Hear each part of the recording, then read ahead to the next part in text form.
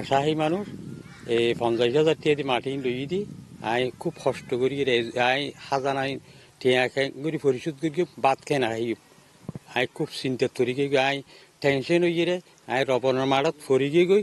কক্সবাজারের পেকুয়ায় রাতের আধারে 1 একর লবণের মাঠের পলিথিন কেটে দিয়েছে দুর্বৃত্তরা। গতকাল রাতে উপজেলার মগনামা ইউনিয়নের বাইন্যাখোনা এলাকায় এই ঘটনাটি ঘটে। বাইন্যাখোনা এলাকার মৃত মোহাম্মদ ইসমাইলের পুত্র নূর মোহাম্মদের মালিকানাধীন এই লবণের মাঠের পলিথিন কেটে দিয়েছে দুর্বৃত্তরা। এদিকে এটিকে শত্রুতামূলক দাবি করে এই ঘটনার সুষ্ঠু তদন্ত ও বিচার দাবি করেছেন ক্ষতিগ্রস্তরা। আর একখানি জমিন আগু লই দি দালালত 50,000 টাকা দি আর জমিনের হাগসিন ক্লিয়ার করে হাড়ি ফেলি। তো এখন আই 10 মন 4 মনানি নুন তুললি, তারপর আবার তুলতে মাছি রেড়ে তখন দেই দে হাগজ বেন বিলে দিয়ে হাড়ি দিই।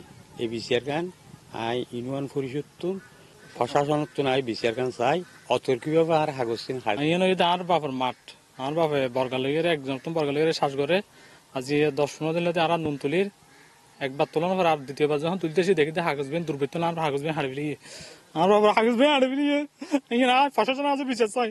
Desk report, Palashi Bangla. আপনি কি বাসার বাইরে স্বাস্থ্যসম্মত খাবার নিয়ে চিন্তিত? তাহলে আপনার জন্যই নিয়ে এসেছে হোটেল দি রহিম স্বাস্থ্যসম্মত খাবারের নিশ্চয়তা।